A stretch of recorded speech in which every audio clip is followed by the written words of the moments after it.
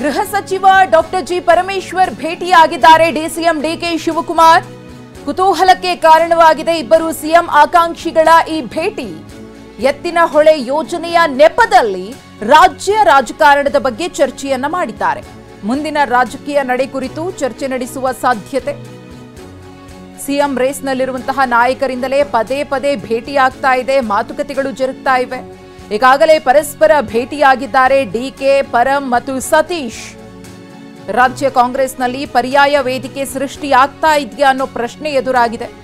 ಯಾಕಂದ್ರೆ ಮುಡಾ ಕೇಸ್ನಲ್ಲಿ ಸಿಎಂ ಸಿದ್ದರಾಮಯ್ಯನವರ ತಲೆದಂಡ ಆಗುತ್ತೆ ಅನ್ನೋ ಲೆಕ್ಕಾಚಾರದಲ್ಲಿ ಈ ಒಂದಷ್ಟು ಬೆಳವಣಿಗೆಗಳು ಆಗ್ತಾ ಇದೆ. ರಾಜ್ಯ ಕಾಂಗ್ರೆಸ್ನಲ್ಲಿ ಅತಿರಥರ ಭೇಟಿ ಚರ್ಚೆಯನ್ನ ಹುಟ್ಟುಹಾಕಿದೆ. ಗೃಹ ಸಚಿವ ಡಾಕ್ಟರ್ ಜಿ ಪರಮೇಶ್ವರ್ ಅವರನ್ನ ಡಿಸಿಎಂ ಡಿಕೆ ಶಿವಕುಮಾರ್ ಅವರು ಭೇಟಿಯಾಗಿದ್ದಾರೆ. ಸಾಕಷ್ಟು ಕುತೂಹಲವನ್ನ ಕೆರಳಿಸಿದೆ. ಯಾಕಂದ್ರೆ ಆಗ್ತಾ ಇರುವಂತಹ ಬೆಳವಣಿಗೆಗಳನ್ನ ಗಮನಿಸ್ತಾ ಇದ್ದೀವಿ. ಮುಡಾ ಹಗರಣಕ್ಕೆ ಸಂಬಂಧಪಟ್ಟಂತೆ ಸಿಎಂ ಸಿದ್ದರಾಮಯ್ಯನವರ ಕುರ್ಚಿ ಅಲುಗಾಡ್ತಾ ಇದೆ.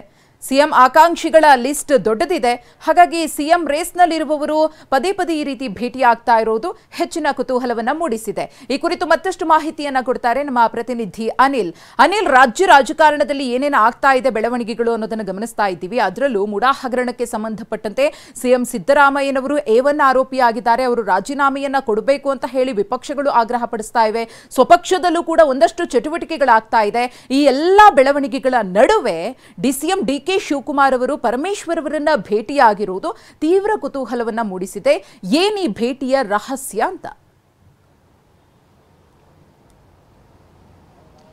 ಖಂಡಿತವಾಗ್ಲೂ ಮಧುಶ್ರೀ, ಈಗಾಗಲೇ ಮೂಡಾ ಪ್ರಕರಣದಲ್ಲಿ ಸಿಎಂ ಸಿದ್ದರಾಮಯ್ಯ ಅವರ ವಿರುದ್ಧ ಎಫ್ಐಆರ್ ದಾಖಲಾಗಿದೆ. ವಿಪಕ್ಷಗಳಾದಂತಹ ಬಿಜೆಪಿ ಮತ್ತು ಜೆಡಿಎಸ್ ಸಿಎಂ ಸಿದ್ದರಾಮಯ್ಯ ಅವರ ರಾಜೀನಾಮೆ ಕೂಡ ಒತ್ತಡ ಮಾಡ್ತಾ ಇದೆ. ಇದರ ಬೆನ್ನಲ್ಲೇ ಕಾಂಗ್ರೆಸ್ ಪಾಳಯದಲ್ಲಿ ರಾಜಕೀಯ ಚಟುವಟಿಕೆ ಕೂಡ ಚುರುಕುಗೊಂಡಿರುವಂತದ್ದು. ಅಂದ್ರೆ ಈಗ ಸಿಎಂ ಆಕಾಂಕ್ಷಿಗಳ ಪಟ್ಟಿ ನೀವು ಹೇಳಿದಾಗೆ ದೊಡ್ಡದಾಗೆ ಇದೆ. ಇದರ ಸಂಬಂಧಪಟ್ಟಂತೆ ಈಗ ಸಿಎಂ ಆಕಾಂಕ್ಷಿಗಳೆಲ್ಲ ಯಾರಿದ್ದಾರೆ ಅವರ ಒಂದು ಪ್ರತ್ಯೇಕವಾದಂತಹ ಮೀಟಿಂಗ್ಗಳು ಕೂಡ ಜೋರಾಗಿ ನಡೀತಾ ಇರುವಂತದ್ದು. ಈಗಾಗಲೇ ಪ್ರತ್ಯೇಕವಾದಂತಹ ಸಭೆಯನ್ನ ಡಿಸಿಎಂ ಡಿಕೆ ಶಿವಕುಮಾರ್ ಮತ್ತೆ ಪರಮೇಶ್ವರ್, ಅದ್ರ ಜೊತೆಗೆ ಸತೀಶ್ ಜಾರಕಿಹೊಳಿ ಕೂಡ ನಡೆಸಿದ್ರು. ಇವತ್ತು ಎತ್ತಿನಹೊಳೆ ಯೋಜನೆಯ ನೆಪದಲ್ಲಿ ಡಿಸಿಎಂ ಡಿಕೆ ಶಿವಕುಮಾರ್ ಹಾಗೂ ಗೃಹ ಸಚಿವ ಡಾಕ್ಟರ್ ಜಿ ಪರಮೇಶ್ವರ್ ಕೂಡ ಪ್ರತ್ಯೇಕವಾದ ಸಭೆಯನ್ನು ಕೂಡ ನಡೆಸ್ತಾ ಇರುವಂತದ್ದು. ಈ ಒಂದು ಸಭೆ ಸಾಕಷ್ಟು ಕುತೂಹಲಕ್ಕೂ ಕೂಡ ಕಾರಣ ಆಗಿರುವಂತದ್ದು. ಈಗಾಗಲೇ ಸಿಎಂ ಸಿದ್ದರಾಮಯ್ಯ ವಿರುದ್ಧ ಎಫ್ಐಆರ್ ಕೂಡ ದಾಖಲಾಗಿರುವಂತಹ ಹಿನ್ನೆಲೆಯಲ್ಲಿ ಸಿಎಂ ತಲೆದಂಡ ಆಗುತ್ತೆ ಅನ್ನೋ ಒಂದು ಲೆಕ್ಕಾಚಾರದಲ್ಲಿ ಇರುವಂತಹ ಉಭಯ ನಾಯಕರು ಪರ್ಯಾಯ ನಾಯಕತ್ವದ ಬಗ್ಗೆ ಕೂಡ ಒಂದು ಗಂಭೀರವಾದಂತಹ ಚರ್ಚೆಯನ್ನು ಕೂಡ ನಡೆಸುವಂತಹ ಸಾಧ್ಯತೆ ಕೂಡ ಹೆಚ್ಚಾಗಿರುವಂತದ್ದು. ಇದಕ್ಕೆ ಸಂಬಂಧಪಟ್ಟಂತೆ ಈಗ ಕೆಪಿಸಿಸಿ ಕಚೇರಿಯಲ್ಲೂ ಕೂಡ ಇಂದು ಮಧ್ಯಾಹ್ನ ಸಭೆ ಇದೆ. ಅಂದ್ರೆ ಮಹಾತ್ಮ ಗಾಂಧೀಜಿ ಜಯಂತಿಯ ಸಂಬಂಧಪಟ್ಟಂತೆ ಒಂದು ಪೂರ್ವಭಾವಿ ಸಭೆಯನ್ನು ಕೂಡ ನಡೆಸ್ತಾರೆ. ಈ ಒಂದು ಸಭೆಗೂ ಮುನ್ನ ಅಂದ್ರೆ ಹಿರಿಯ ಶಾಸಕರು ಮತ್ತೆ ಸಚಿವರು ಇವರ ಜೊತೆಗೂ ಕೂಡ ಅಂದ್ರೆ ಈಗ ಪರ್ಯಾಯ ನಾಯಕತ್ವದ ಬಗ್ಗೆ ಚರ್ಚೆ ನಡೆಸುವಂತಹ ಸಾಧ್ಯತೆ ಕೂಡ ಹೆಚ್ಚಾಗಿರುವಂತದ್ದು. ಅಂದ್ರೆ ಕಳೆದ ಕೆಲ ದಿನಗಳಿಂದಲೂ ಕೂಡ ಪ್ರತ್ಯೇಕವಾದಂತಹ ಭೇಟಿ ಮತ್ತೆ ಸಭೆಗಳು ಕೂಡ ಸಾಕಷ್ಟು ಕುತೂಹಲ ಕೂಡ ಕಾರಣ ಆಗ್ತಾ ಇರುವಂತದ್ದು.